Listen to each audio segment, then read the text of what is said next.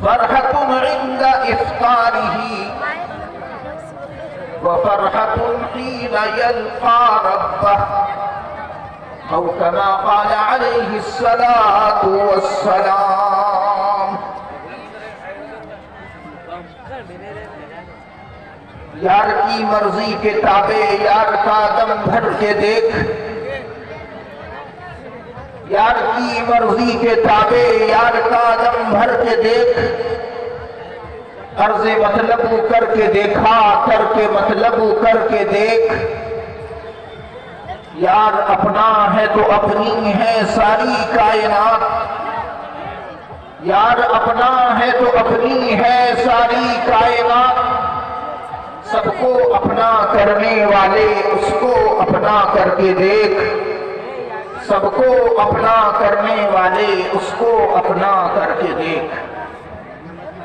اور اے انسان تو بے جان سا پتھر بھی نہیں ہے، اے انسان تو بے جان سا پتھر بھی نہیں ہے، تو کوئی فرشتہ یا پیغمبر بھی نہیں ہے، تو علم کا چشمہ یا سمندر بھی نہیں ہے، پر رب کی نگاہوں میں تو کنکر بھی نہیں ہے۔ جو کچھ بھی ہے تو بس اپنی حدوں کو پہچان،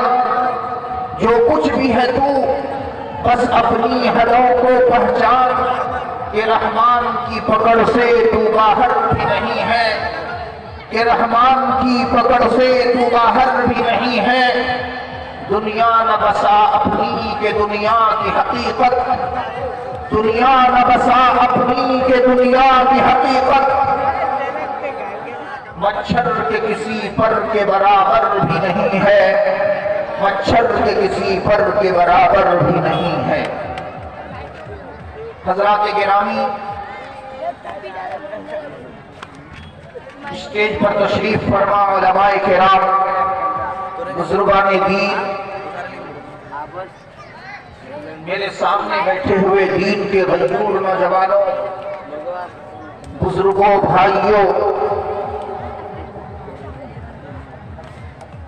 اور پورب جانب بیٹھی ہوئی میری دین کی ماؤں اور بہنوں، بہت ہی مختصر وقت میں بہت ہی اہم پیغام میں آپ سبھی حضرات کے حوالے کروں گا۔ ابھی موجودہ حالات میں ہماری اور آپ کی کیا ذمہ داریاں ہیں اور ہم مسلمان کس طرف جا رہے ہیں۔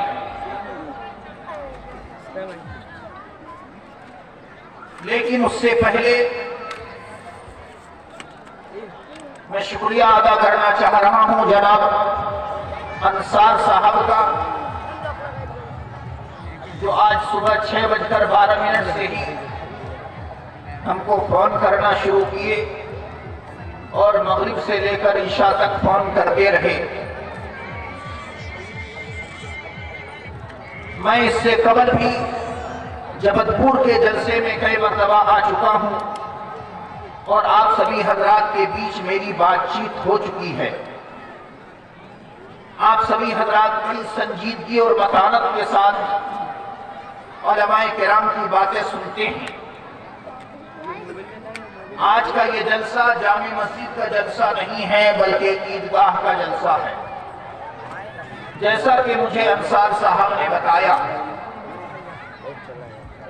کیونکہ میں دیکھ رہا ہوں کہ آپ کی جامع مسجد بن کے تیار ہے۔ جب میں اس سے پہلے آپ کے جامع مسجد کے جلسے میں آیا تھا تو اس وقت پتھر لگا ہوا نہیں تھا، ٹائل لگا ہوا نہیں تھا، لیکن آپ لوگوں کے جذبے اور حوصلے کو میں سلام کرتا ہوں۔ اللہ تبارک و تعالیٰ نے قرآن کریم میں فرمایا ہے فی بیوت اذن اللہ ان ترفع، کہ اللہ کے گھر کو اونچا بنایا جائے، اللہ کے گھر کو شاندار بنایا جائے، اللہ کے گھر کو بہترین بنایا جائے۔ جب انسان اپنے اپنے گھروں سے نکل کر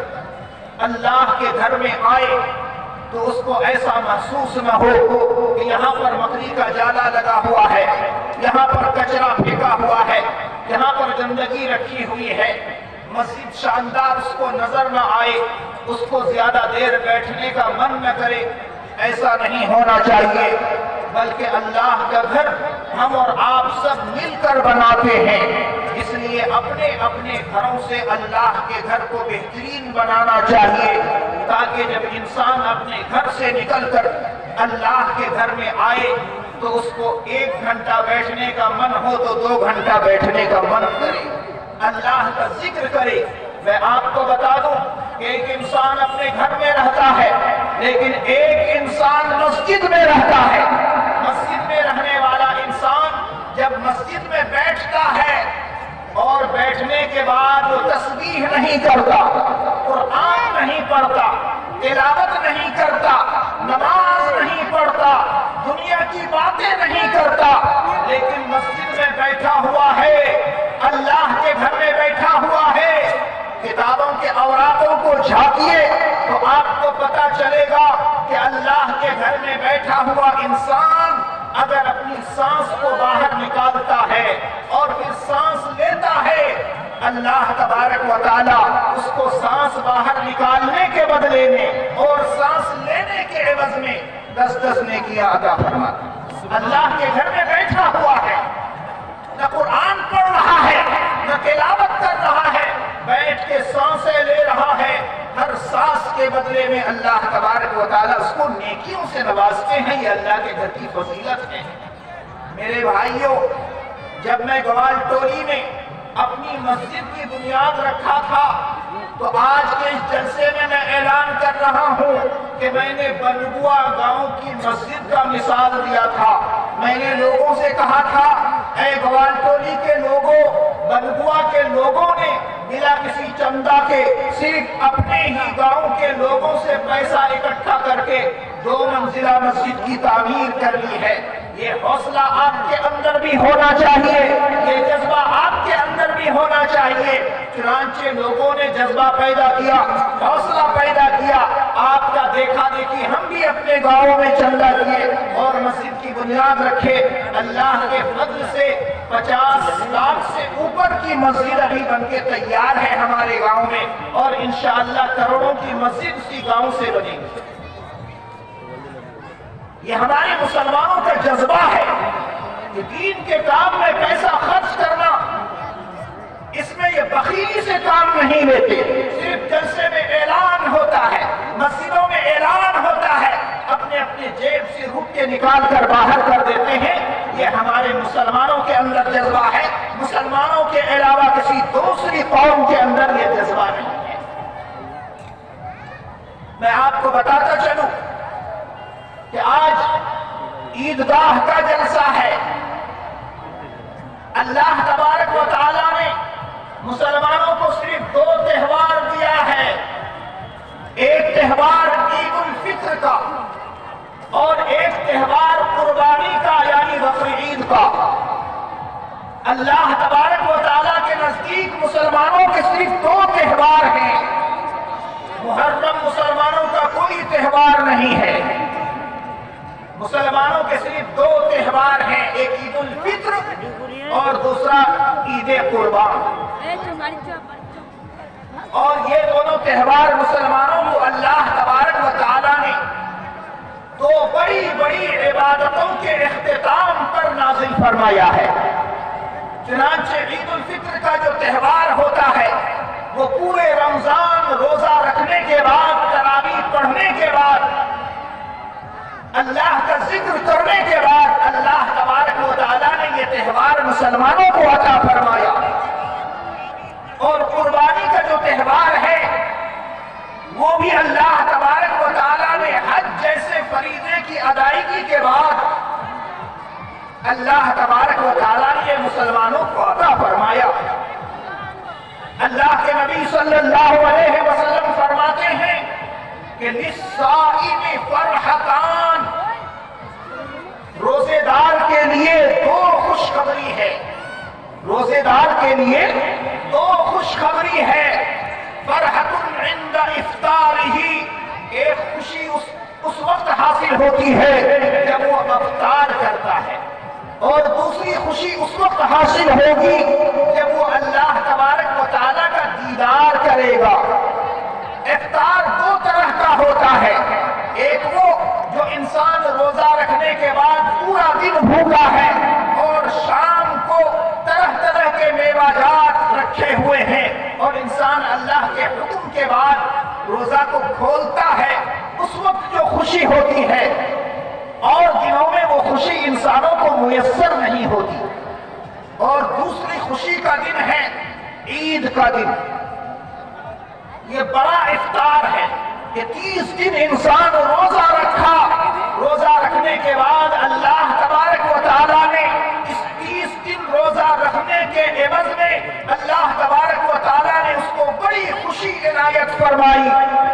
چنانچہ اللہ تبارک و تعالیٰ کا حکم ہوا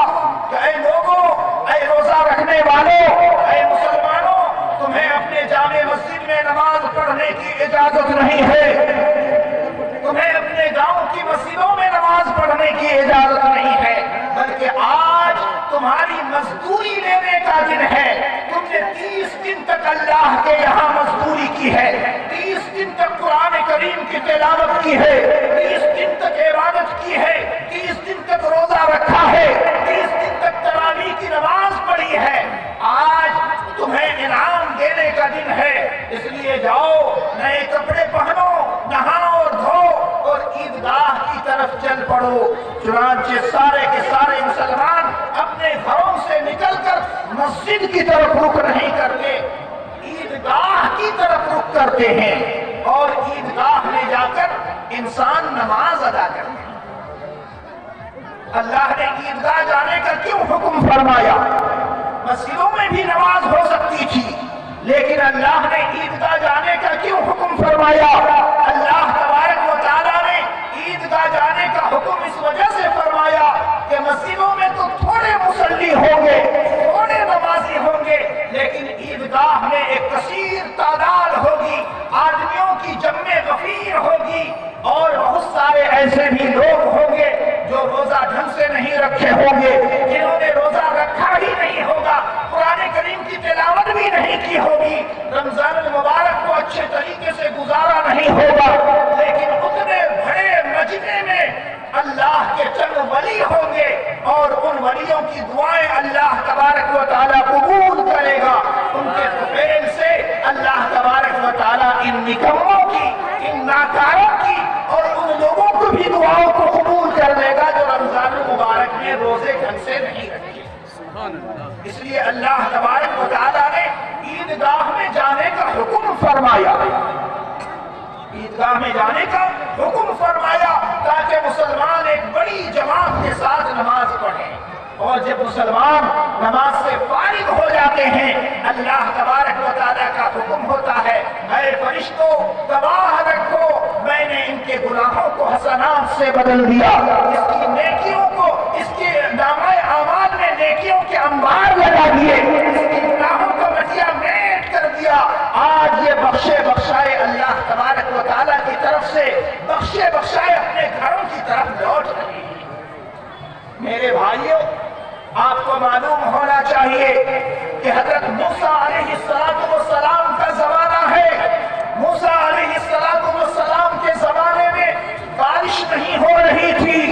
سارے لوگ پریشان تھے، بارش نہیں ہو رہی ہے، فصل نہیں ہو رہی ہے، کیسے زمینوں میں اناج پیدا ہوگا، کیسے ہم لوگ کھائیں گے، کیسے ہم لوگ پیئیں گے۔ چنانچہ ساری کی ساری قوم اور ساری کی ساری قوم موسیٰ علیہ السلام کے پاس آ جاتی ہے اور آگے سوال کرنے لگتی ہے، اے موسیٰ آپ اللہ کے نبی ہیں، اے موسیٰ آپ کلیم اللہ ہیں، اے موسیٰ آپ اللہ سے بات کرتے ہیں، اے موسیٰ اگر آپ دعا فرما دیں گے اللہ تبارک و تعالیٰ رحمت کی بارش نازل فرما دے گا، ہمارے علاقے میں بہت سالی پڑی ہوئی ہے، بارش نہیں ہو رہی ہے۔ چنانچہ ساری کی ساری قوم جب موسیٰ علیہ السلام کے سامنے فریاد لے کر جاتی ہے، موسیٰ علیہ السلام فرماتے ہیں، اے میری قوم کے لوگوں،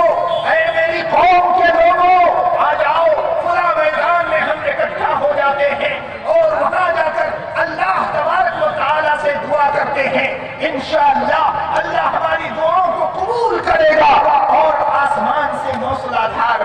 ہوگی. ساری کی ساری قوم ایک میدان میں جمع ہو جاتی ہے.